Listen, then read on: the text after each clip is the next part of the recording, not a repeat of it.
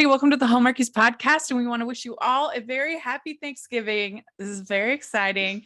And we have a special treat for you today. We are talking about the recent Waltons Thanksgiving special, A Waltons Thanksgiving. And I'm film critic Rachel Wagner. Michelle's here. Hey, everyone. And we have special guest with us. Terry Lima is here, and she is our Waltons expert joining us. Thank you so much. Hello. Thank you for inviting me.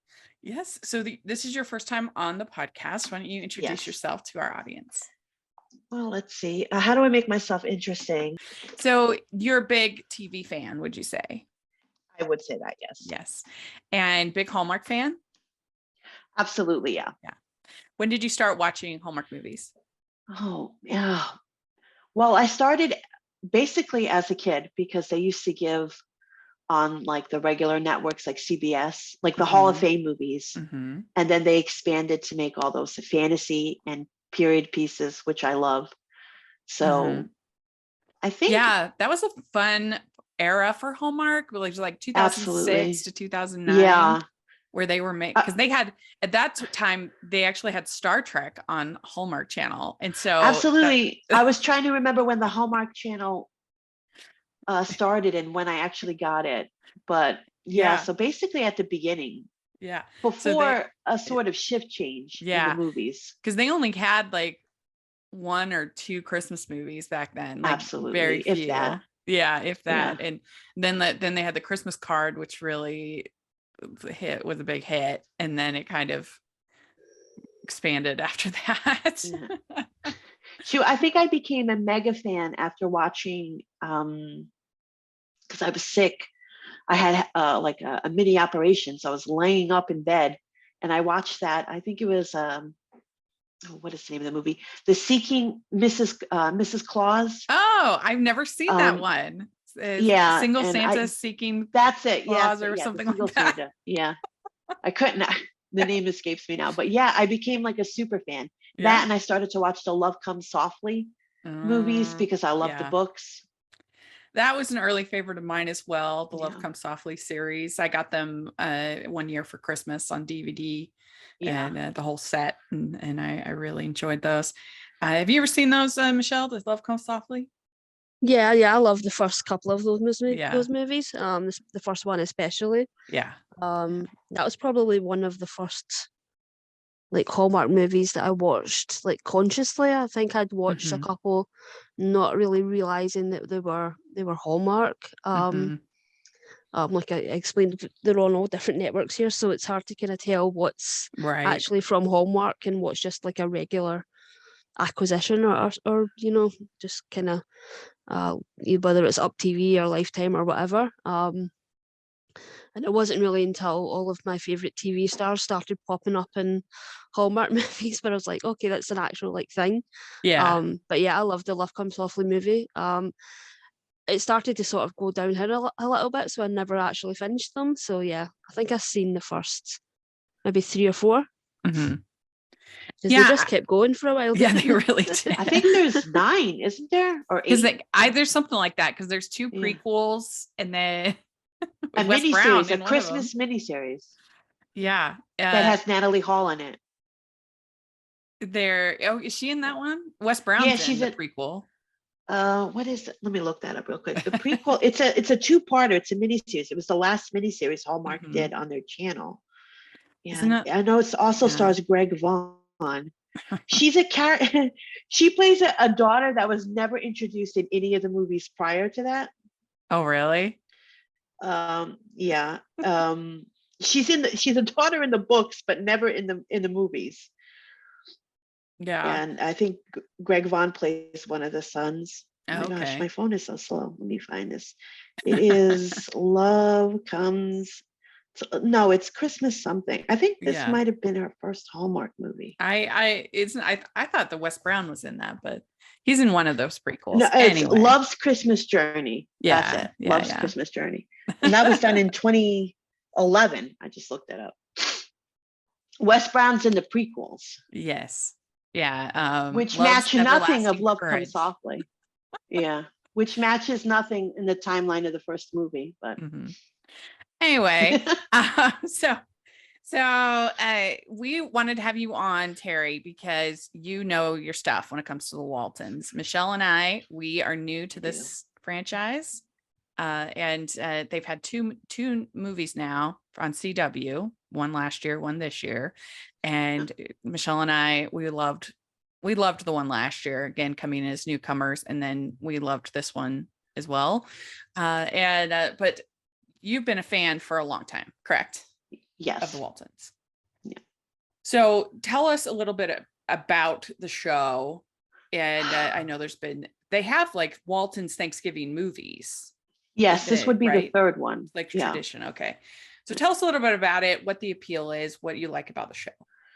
Well, I think what I like about the show is, first of all, is that it's very family centric. Mm-hmm. And it when I was a kid and I started watching it, it kind of reminded me of Little House on the Prairie, because it was a period setting, but a different time. And I just related so much more to the characters because it just felt like more realistic than anything we had seen before. Yeah. And I like the family shows like that. I like shows like that and like Dr. Quinn, Medicine Woman and stuff like that.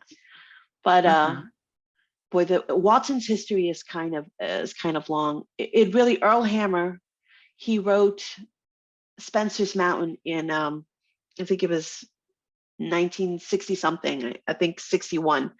And that was such a hit that they made the movie Spencer's Mountain in 1963. And when he wrote the sequel, The Homecoming, he adapted that into a screenplay. And he had to change all the names because the movie existed. So it became the Waltons, became John Boy and all this stuff. The original Homecoming movie came out, I think in 71. And it was such a mega hit that CBS immediately greenlit it for the next year. And it was on for 9 seasons. It's a pretty long run. Pretty long run of 26 episodes seasons. Mm-hmm. So it is a very long run. Mm-hmm. But by the end of its run, a lot of the cast members had departed, and the controversial John Boy #2 when he was recast. So, and at the end of every episode, they do the goodbyes, right? They do the goodbye, yeah. And Earl Hammer, the good night. I'm sorry. Earl Hammer narrated every single episode and all the movies. Okay. But the Waltons kind of got revived in 1982 after the cancellation. They did 3 TV movies, but this time on NBC. And it just, the time had passed, I think, around that point. And then they came back in the 90s with their reunion movies. And that was there were like 7 of them, right? A lot. 7 total. There's the original Homecoming, and I think the 3 in 1982, and then 3 more in the 90s. And one of them was also a Thanksgiving movie. Mm-hmm. Yeah. Interesting. Well, I had heard it, or obviously heard about them, but I'm more of a movie person than a TV person. Yeah. So there's a lot of shows that I haven't seen, but I watched this one because, I was watching all the Christmas movies last year. And I really enjoyed it. I thought it was very well cast and very well done. And I know you agree, Michelle, about that one, right? Yeah. I think I was just so sort of fascinated by the idea that it was on the CW. Mm-hmm. The CW had sort of become a bit of a superhero network, and it appealed to such a like young sort of in their 20s type of audience, even though I'm well past my 20s. But it's that was sort of the target audience. And so for them to do a Waltons TV movie, the fact that they don't even do 2 TV movies. So the fact that their first sort of TV movie that I remember since watching sort of the CW is a Waltons movie was just so fascinating to me. Mm-hmm. And obviously we were all watching all of the Christmas movies. It's sort of become like a challenge at this point, like who can watch the most. It's always Rachel. Rachel always managed to watch the most. And also, like Terry said, it's so reminiscent of watching things like Dr. Quinn and Little House on the Prairie and those kind of shows when I was younger, and there's just not shows like this other than on Hallmark Channel. They've sort of cornered the market, and Netflix has tried to sort of come in and do more sort of wholesome sort of shows, but with modern settings. So there isn't really anything sort of like When Calls the Heart on TV. There's just When Calls the Heart. There isn't anything to really compete. And even when they sort of tried to do the spin-off, we only got one season of that. So I just remember watching this and thinking, it's strange. Well, it's strange that it's on the CW. I really, really don't understand why it's not become a series, like an ongoing series, as opposed to, 2 TV movies. I really just think if it found the right network, I don't know that the CW, especially since everything that has happened in the last year with the CW, I mean, I think I haven't even watched any of the new CW shows. I've kind of watched maybe 1 or 2 episodes, and then I've sort of stepped away from them because it feels like nothing is safe on the CW. So yeah, I'm just sort of waiting to see what happens there. But I would just love for this cast and the creators to sort of find a home for this, and to just turn it into like I would take even just like a 10 episode season of this show, because I think it's really special. We'd like to take a second and thank our sponsor for this episode of the podcast. It's the Hallmarkies merch store. Are you looking for that perfect gift for the postable, hardy, or Hallmarky in your life? What about getting that t-shirt or hoodie that will help you stand out at your next holiday party? Now is the time to check out the Hallmarkies merch store. Full of festive designs by artists like Jessica Miller, Carrie from Hallmark Comics, and more. You can even have more than just shirts, but totes, cell phone cases, notebooks, mugs, and more. And it isn't just Hallmark. We have designs for Anna Green Gables, Man from Snowy River, The Nanny, and more. Every purchase at the merch store goes to help support the podcast and allows us to make the great content you know and love. There are frequent sales, so go to tpublic.com/stores/Hallmarkies or see the link in the description. That's tpublic.com/stores/Hallmarkies. I agree. I think that they could definitely be big time competition for When Calls the Heart. And I as far as audience, I think they could be a big competition, and I could really see someplace like BYU TV or even Hallmark Drama or someplace like that, like picking up because Hallmark Drama just aired the movie from last year too.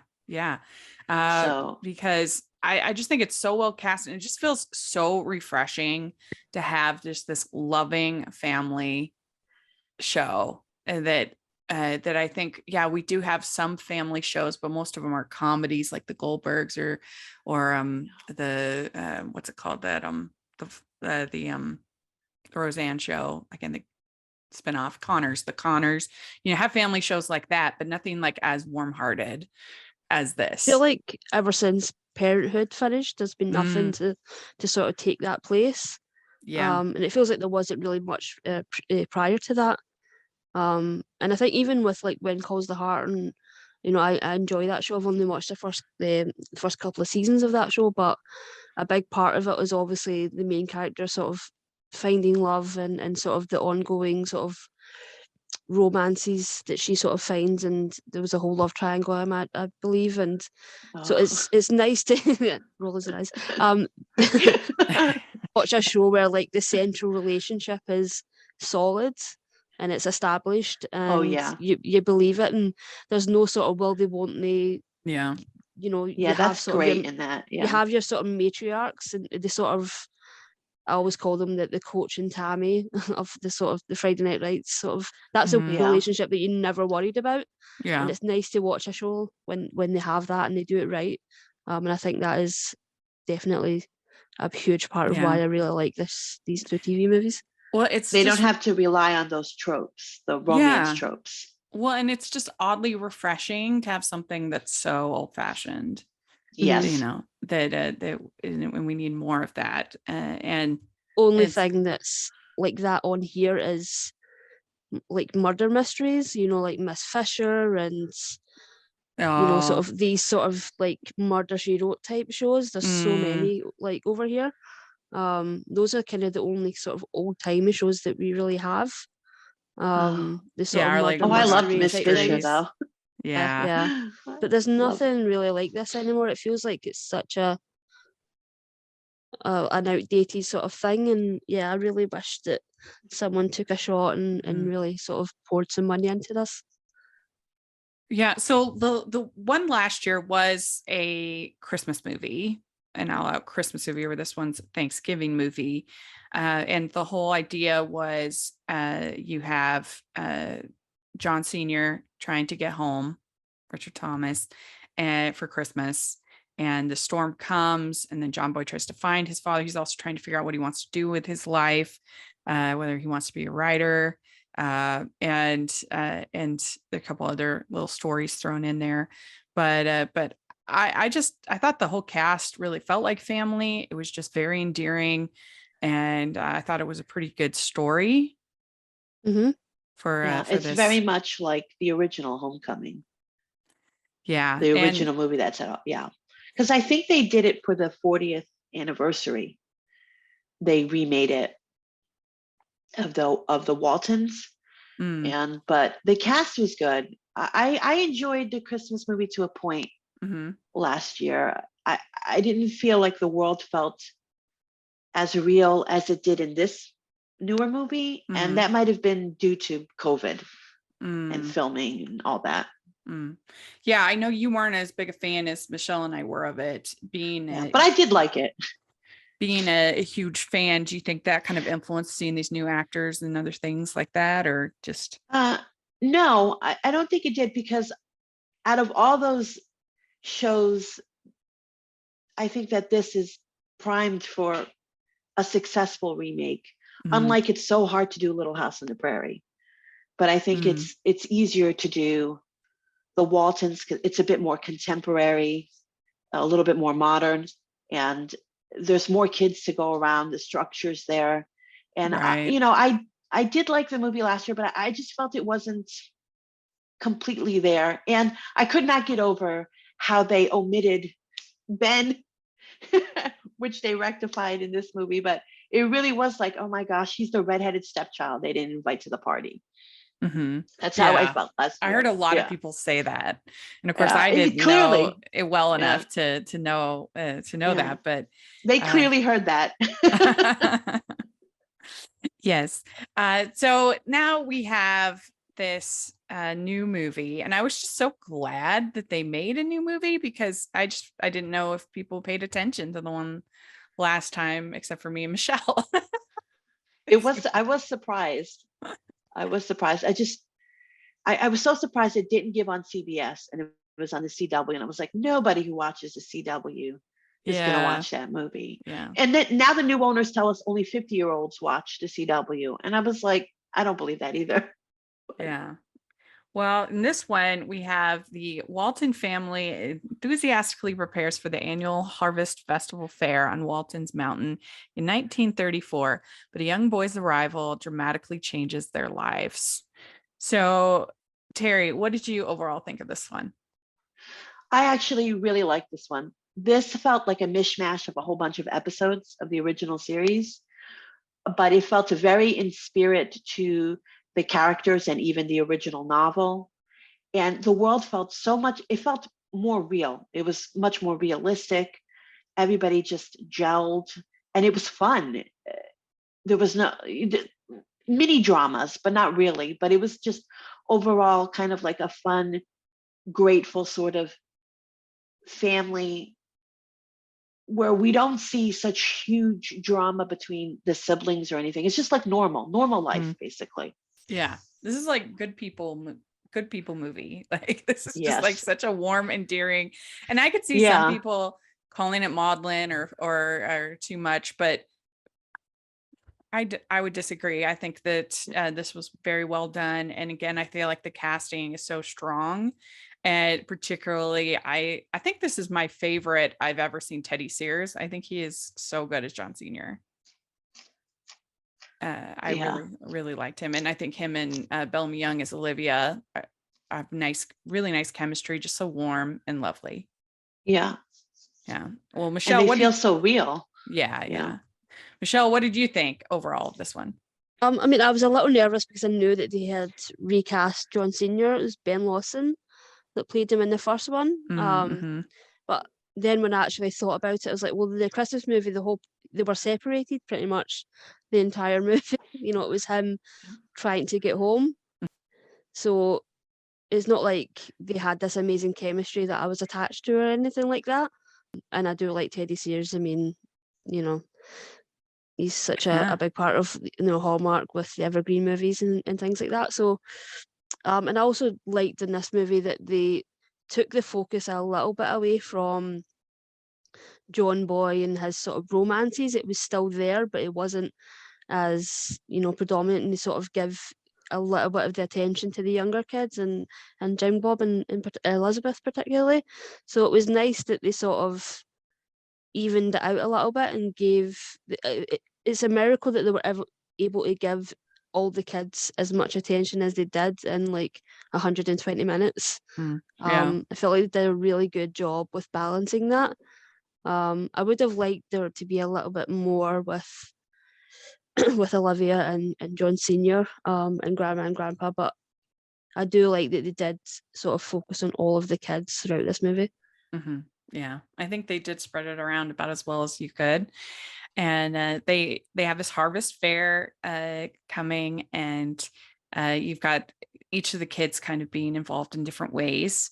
You have the mom that she is going to be the judge of the pie contest, and that creates conflict because grandma is going to be entering, and is she going to be able to be fair? And then the grandma puts moonshine in her pecan pie. And this did really remind me of, I don't know if any of you have seen the movie State Fair. There's like 3 or 4 different versions of it, but the mom in that puts booze in her pie, and that's how she it's which is the fair.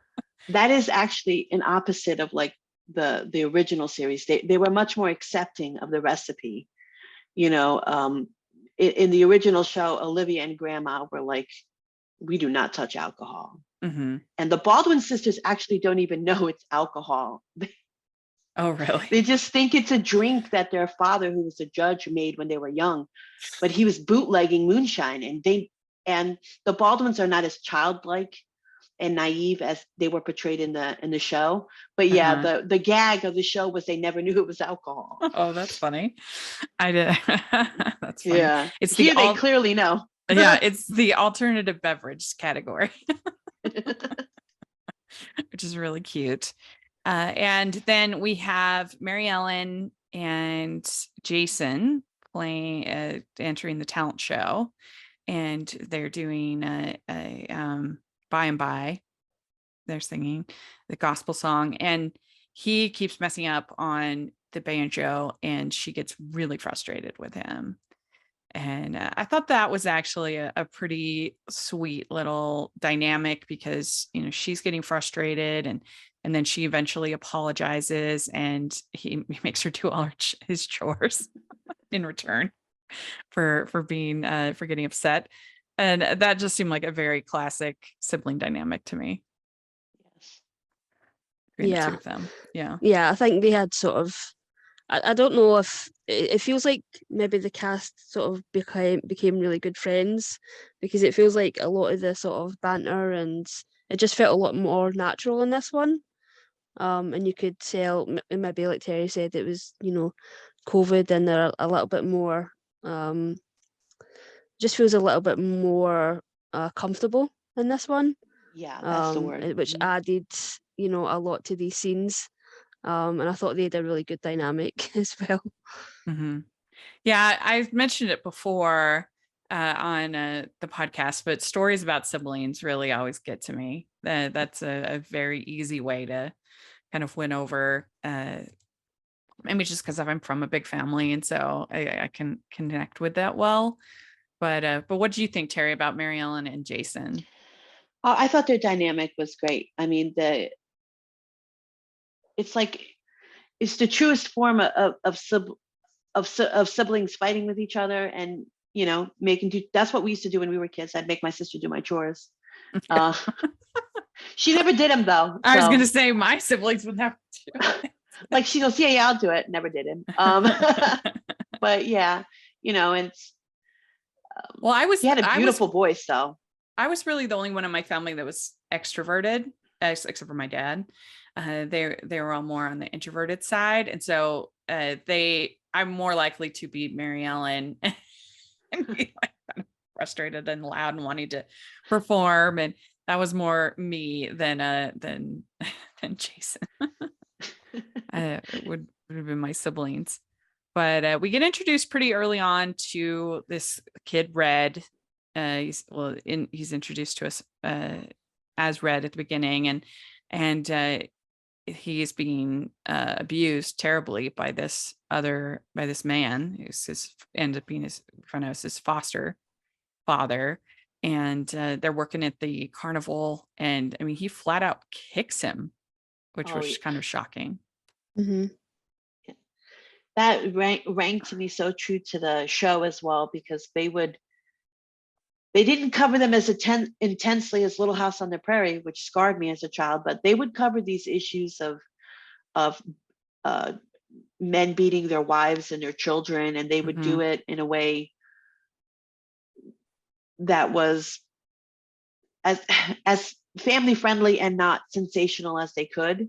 But this rang true to me, that they would write a story into this, because the Waltons were always very much there for the community. Yeah. And if one person was in trouble, they would help. Well, that's the thing, is people will talk about, oh, this so-and-so show is woke and whatever. And I'm like, and they're like, and people say, oh, old shows weren't like that. And I'm like, no, they totally were. They were. I mean, if you watched Little House on the Prairie, they had tons of socially relevant issues, shows. Oh yeah. That were they dealt with some major things. I mean, rape and all that. They had a whole long plot line with I can't think of his name. Whole storyline with Todd Bridges on Little House on the Prairie. Yeah. That was pretty intense. And so that's people remember things wrong. They do. They don't remember it was intense. I mean, yeah. Michelle, what did you think about this sort of plot line with Red? Yeah, I was sort of surprised that they sort of went there, but were able to sort of do it to a point where, it was still, they didn't, cross their sort of rating or whatever it was, their sort of family rating that they were going for.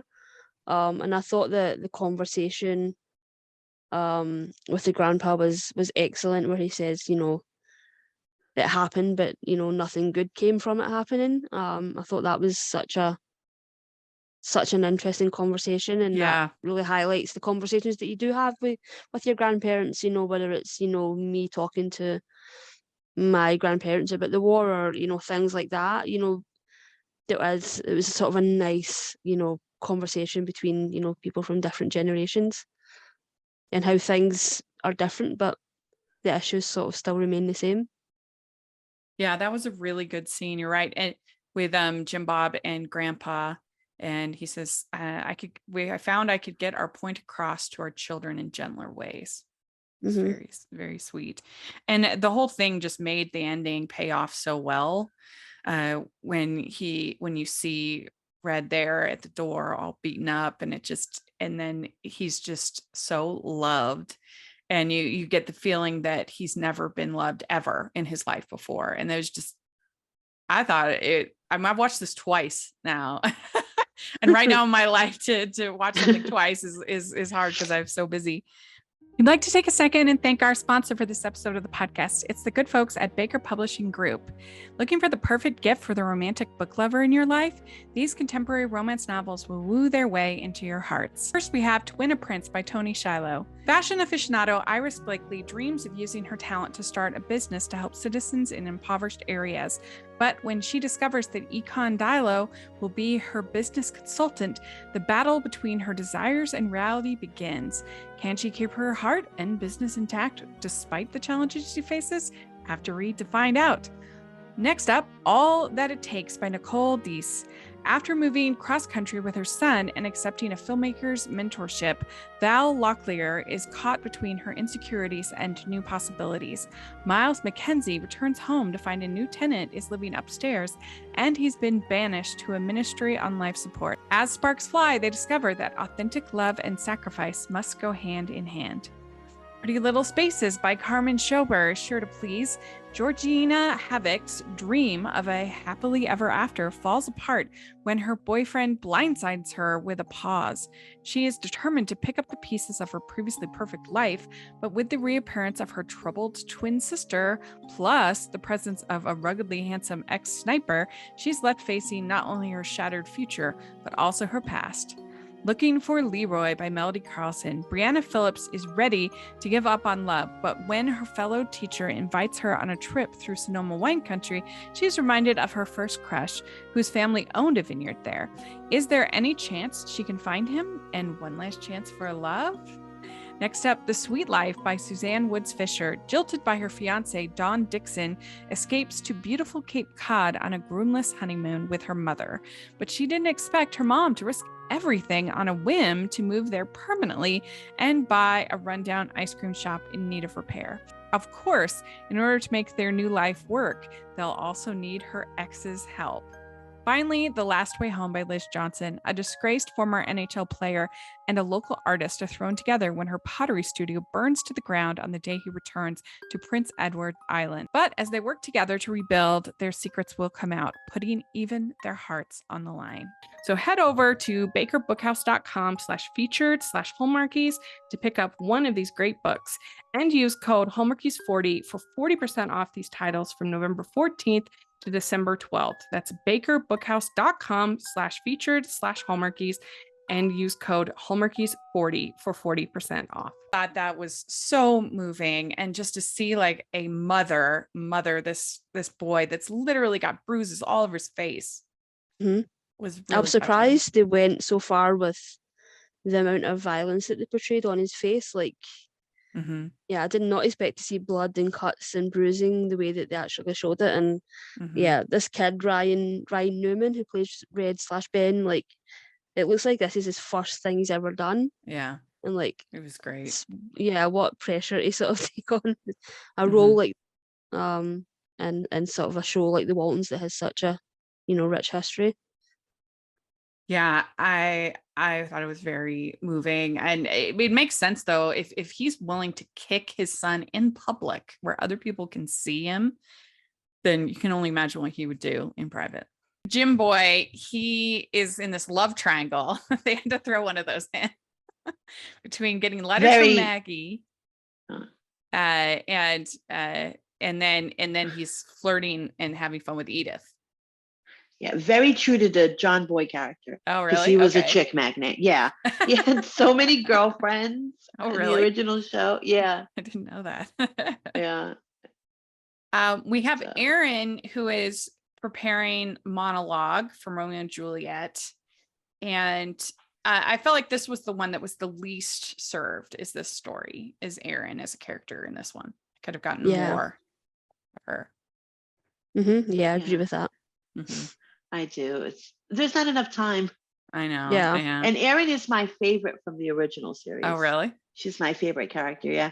She was always one, like here she wants to be an actress or a director, but she was always one struggling to find what she was good at. Sort of like, because she was the middle child syndrome. Okay, that makes sense. Yeah. Yeah. Because she tries to do the monologue, but then she gets too nervous, too stage fright to do it. But they offer her to direct.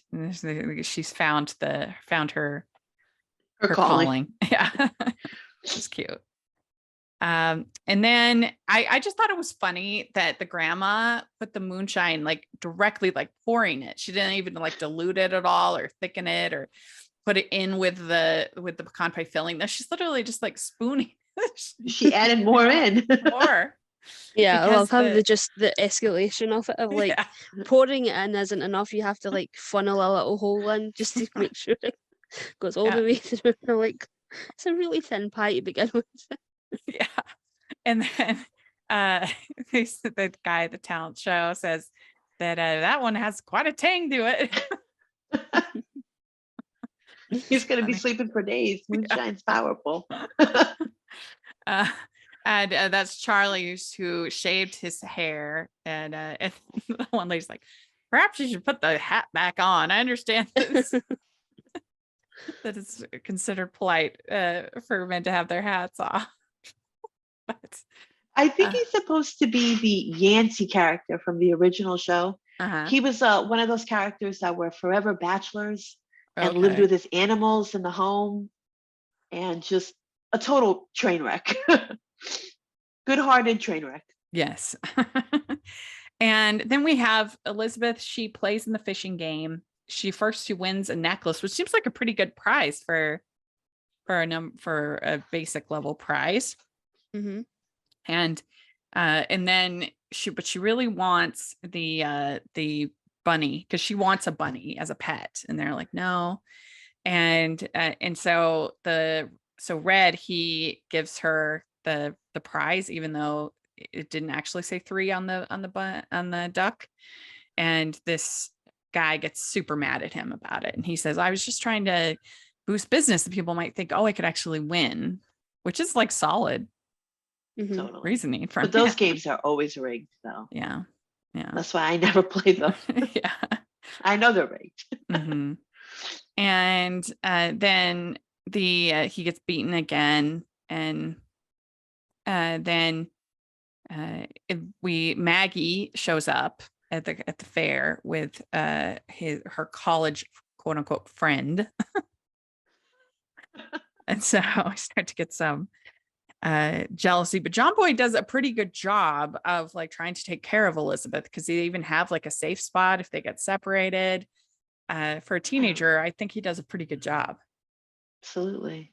Mm-hmm. Yeah. And I mean, he's got so many siblings to look after. So yeah, it was interesting to sort of see Olivia sort of hammer home that he's got all this responsibility just because he's the oldest, and how unfair that is, that his responsibility is to sort of take care of everyone, and this sort of fanciful dream of being a writer or, you know, being a storyteller just is sort of a pie in the sky sort of thing for him. And that the reality of that might just be unattainable for him because he has all of this responsibility, and how unfair that is. I thought they did a really good job with that. And I feel like they do a really good job with also giving him sort of this love triangle, and him being sort of a little bit scatterbrained, but ultimately, like, he's such a kind-hearted person. And you never sort of lose that, even when he's sort of put through these kind of challenges. Well, and the parents, at least, they recognize that he is hard on himself, and so they say, "Oh, you know, don't give him anything. He's feeling bad enough as it is." They're definitely concerned about him and what he's going to do, and the fact that he's 17 and got all this love interest and stuff. So they're not like overbearing, I don't think, but they do ask him to take care of Elizabeth at this fair, because she's judging. And I have to say, this fair is like all of the fall I wanted from Hallmark this season. Oh yeah. Like we've got no fall whatsoever from Hallmark this season. I think it was maybe one movie, where we got like a couple little tiny bits, but yeah, the amount of fall decorations and just the whole entire festival itself was like, yeah, we could have done with this on Hallmark this year. Because he's also the only one that's not like actively participating in the fair. I think that's why he is assigned to take care of Elizabeth, because everybody else is in the talent show or is judging. I don't know what the dad is doing at the fair. I forget. I think he's just like overseeing everything. Yeah, I think so. He's trying to wrangle them all. Yeah. But I do think he does a pretty good job of, like I said, he sets a space where they can meet if they get separated.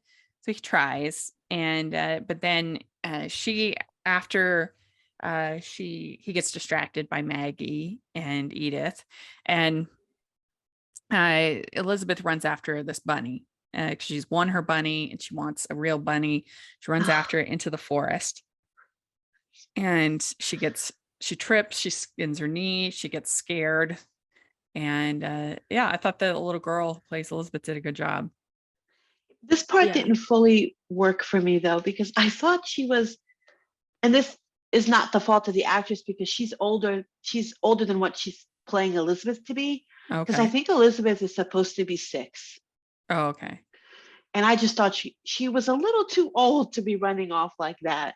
But it's forgivable. It's not, a major, I'm not going to shut that movie off and say never again, but I did think she just looked a little too old to be running off. It's surprising that she got so spooked that she wouldn't just leave the forest, and she just entered the forest. But she's little. You would think she would know that place. That's like her backyard. You think she'd know it by heart. Yeah. What do you think of this, Michelle? I thought it was, it was sort of set up from the beginning that she was going to wander off. They said, they were hammering home, don't lose sight of her. And I was like, oh God, she's going to wander off. And, it's relatable. She was running off for a cute animal. Like, I get it. Yeah. And so then Red goes after her and finds her and helps her. And that was very, very sweet. And just everybody's so happy when they found her. I mean, because what parent hasn't had that happen where a kid wanders off and you can't find them for a second and you get scared? Like, I feel like that's any caregiver of child has faced that from time to time. Absolutely. And I think Red went after her because Elizabeth and Jim Bob were probably the kindest people he's met in a long time, where they were talking to him, they were getting to know him. And I think he just felt a connection because of the kindness there, because he doesn't get kindness. Right. Yeah. Yeah. And so John Sr., because the man starts to beat Red again because he left his station. And John Sr. says, "You hurt him again, and I'll make sure it is my business." That's good. That's a good moment. Yeah. And then he says to Red, he says, "What you did was brave and kind-hearted. If he ever hurts you again, my name is John Walton, and I'll take care of it." And that is like a kick butt moment. Absolutely. Yeah. It's very much John Walton, like the character. Yeah. Yeah. He's not above fighting, but he's like, always find a way. And the original show, it was like, he wasn't like fond of fighting. He was like, always find a different way but if you have to defend yourself or anyone else, be prepared to do it, but always be also prepared to find another way. So I felt this was very much in character with what was in the original series. Yeah. Ho, ho, ho. We'd like to take a second and thank our sponsor for this episode of the podcast. It's the Hallmarkies Patreon. Do you love Hallmarkies podcast, especially at Christmas? Do you enjoy the holiday previews, recaps, interviews, and bonus episodes? If the answer is yes, please consider supporting the Hallmarkies Patreon. We need your help to do what we do both during the Christmas season and all year round. But not only do you help a podcast led by strong, independent women by becoming a Patreon, you get to become a part of the Hallmarkies family. Starting at only $2 a month as a patron, you will have access to our Facebook Patreon group where we talk about the movies, shows, and more all year. We also have many monthly patron watch-alongs with guests like Lacey Chabert, Natalie Hall, Paul Campbell, Mary Lou Henner, and more, giving their behind-the-scenes details of their films. As a patron, you also have the chance to provide input into the podcast and even join us at different tiers. So this Christmas season, spread some cheer to the Hallmarkies Patreon and become a member today. You won't regret it. Go to patreon.com/Hallmarkies to learn more. That's patreon.com/Hallmarkies. And then John Boy, he is just feeling so bad. He says, "Nothing like this will happen again." And then his dad says, "Taking responsibility for mistakes, that's a sign of strength." So it was very good. And I mean, you just love these parents so much. They're so great. So good. Yeah, they're so understanding. Oh. You kind of want them as your own parents. Yeah, you do. You really do. Because you don't think of your parents that way, that understand. You think of them like, and then later that night, Red comes, like I said, and he says, "I don't have anywhere else to go." And he says, everyone knows where to find the Waltons. And he'd walked 6 miles to find them, which was just so sweet. Oh, And then uh, and then John Sr. says, this will not stand. I will see to it. And I think that everybody has that person in their life, hopefully, that is your kind of hero, the person that you love unconditionally. And I hope everybody does, at least. And for me, that was definitely my grandfather, my mom's dad, who was just the most loving, kind person. And I think he's who I think of when I see John Sr. here. Yeah, so he's so good. And Mm-hmm. I don't know that, because we didn't really get that much time with the previous actor with the family. Mm-hmm. But I just thought Teddy did such a good job of selling this and selling that sort of authority, where you actually you believe him. You know, Yeah. it's not an empty threat when he Mm-hmm. says those words. Yeah. Yeah. And I mean, a lot of people might say, oh, this is like unrealistic or whatever, but I don't think so. I mean, there's a lot of really wonderful, thriving families in the world, and not that they're perfect and that these people aren't perfect, but that have a loving, caring mother and a father who's trying to do the right thing. And, kids who are, I don't feel like that's like crazy talk. no. No. Mm-hmm. Yeah. And he's Red says, when he's drunk, he hits me. And then she's just so like loving to Red that it's very sweet. And you think of some of these things that happen, some of these, and you just think, if somebody had been you just think the power of a mother's love and a father's love too, but just that care and that selflessness is just a beautiful thing. And this is And this is like the part of the movie that I was so concerned, because obviously I know the Waltons, and I know sort of the mum and the dad and John Boy and all of these things that have become such a huge part of pop culture, even if you haven't watched the show. But I don't know the names of like all of the siblings, so I didn't know about Ben. And so I was just like watching this going, oh my God, if they don't like keep him, I'm going to be so sad. I know. Like I had no Same. idea. I had no like knowledge or like yeah, I think that's sort of where that worked in my favor, because I was so invested. Yeah, the minute she sees him, Yeah, it's over. yeah. It's gone. He's there. He's going to Yeah, be she part just of. completely falls in love. Yeah, and then he helps do the chores, and he shares his story with the family, and that his name is Ben. And he says the Waltons gave him the first example of family he'd ever experienced. And then Abner's charged with child abuse.